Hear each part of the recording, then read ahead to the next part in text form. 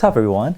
Today I'm going to do a long-term review on the best e-bike from Santa Cruz, the Santa Cruz Heckler 150, 160 travel, mullet, or full 29er. We put 500 miles on this thing already, and it has been a delight. But there is one pretty major flaw on this bike, and we do have kind of a solution for it. So hang in there and find out more.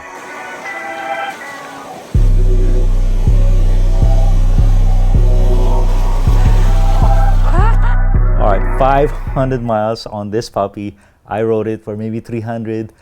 My son, a bunch of guys rode it. A lot of them have e-bikes now. This is what I got their feet wet on, and it has been amazing. 6 rides in Downeyville, a bunch of Tahoe trips, a lot of Pacifica. And so where it came from is there was the original Heckler, got their feet wet 27, and then they got their Bullet, a mullet, but with a lot of travel. And finally, they got the Goldilocks size, just enough travel, 150, 160, and they said, we're not going to decide for you. You can do MX or mullet, 27, 29, or full 29, 29.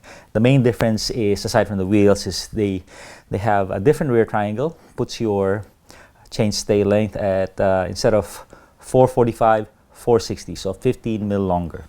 But let me tell you all about this bike and why it's been so good to us. So I think the best asset of the bike is it is an agile and capable performer.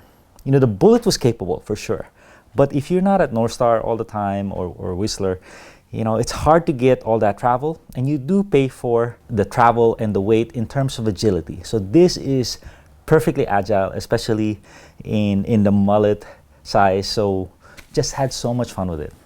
The travel too is much more supple than the original Heckler. The original Heckler, we kept trying to drop air on the rear shock. It was just harsh. This one, it's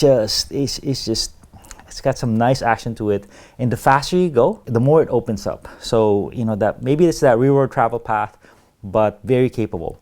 So it's ideally spec'd 720 watt-hour battery from Darfon. The EP8 motor, nice reserve wheels, DHR on the rear and Assegai in the front. Assegai is a little strange, you know. You gotta trust it a little bit because it's got a lot of grip, but it's got that initial float. It's got the Fillmore valves from Santa Cruz, which has like twice the volume, the throughput of normal valves, so really cool. Brakes, I'm not so excited about these, the Access, SRAM Access, and the brakes. They're okay, you know. They're no Shimano or no Magura, but they work. Fox transfer, I love the action on these new ones, adjustability, but this is the only part that failed on us. And how it failed, it doesn't go up all the way. Bars, ideal length, contact point, saddle, everything is dialed. You get a water bottle, so nothing really I can complain about. And you got adjustability on the rear shock. These bleed valves on the front fork are so cool because they get a little harsh, and then you bleed them, and when it makes that sound, you know it's doing something good. The 720 watt-hour battery, you know, it feels like, you know, you keep up with the Levo 700. So I think in the modern day, if you're gonna ride with a lot of buddies, if you want to wear yourself out, 700 is where you want to be at. So 720 is good. The battery has been, and charging has been reliable, never a hitch. It has a flip chip. We kept it in low. We tried high. It's okay. Low is better. You know, we don't have a lot of rocks here. So it has a USB port, huh? Never seen that. Everything I've said so far is an upside. On the downside, you know, it has the EP8 motor, you know, the Shimano clatter. I still hear it because I have a lot of quiet bikes, Levos and analog bikes. But so most people, it ends up disappearing. It's just a little knock, little clatter. If it's the only bike you ride, you're not gonna hear it anymore. It's like living beside a river or a railroad track. After a while, you get accustomed to it, and that's why there's such a disparity between people saying there's a lot of noise or there's no noise. It's what you're used to and what else you use otherwise. So that's a little bit of a problem. The 5-bar battery system, battery gauge of the Shimano is really, it's a sickness of all Shimano bikes. It's so 80s. The shifting access, it does work. It does work. You know, the batteries died on us a couple times. from forgetting to charge it.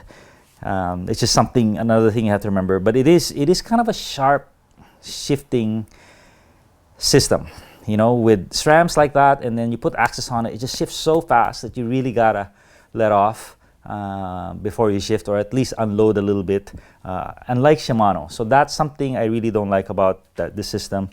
Tires and wheels, flawless. They have a Shimano crank on a SRAM system. They have a RockShox rear shock with a Fox front. Not afraid to mix and match whatever's best for the system. Okay, so what is the problem? What is my problem with this bike? I think the number one issue with this bike is the cost. You know, this is the Access Reserve, best of the best, and I remember it being starting to hit 13 or whatnot, which was crazy to me. And now it's 14,250. 14,250. That's just a lot. It's not worth it, you know, in my opinion. So that is the big problem of this bike. 14,000, and you don't have a very nice computer. So how it got this high, this fast, was, you know, caused by a lot of issues, competition, supply chain issues, COVID, whatnot. So now we're there. I don't know if they can bring that price back down, but the solution is easy, which is, luckily for Santa Cruz, they've made a lot of options on their website. They now have a bike in the 8,000 range, 8,700, the low end that they have, and the 9,000 and the 10,000. So on the low end, it's carbon framed as well. So instead of CC, it's C. For e-bike, it doesn't matter. They have a lot of NX components, but they have I think a Lyric. So I haven't tried that fork. It's essential that you have good suspension and good brakes on your e-bike. Everything else, it doesn't matter that much. So I would go for that one. Nice frame, nice shock, mullet, same tires, same touch points anyway. So that's the key. And something I don't understand on their website, the 14,000 bike is 48 pounds. And then I did weigh it, it is 48 pounds. And then the $8,700 bike is 48 pounds and change. So I don't know what's up. Like, it should have gained a couple pounds here and there, but they're saying it didn't. So, but even if it did, it doesn't even matter. You have an e-bike, you have a motor.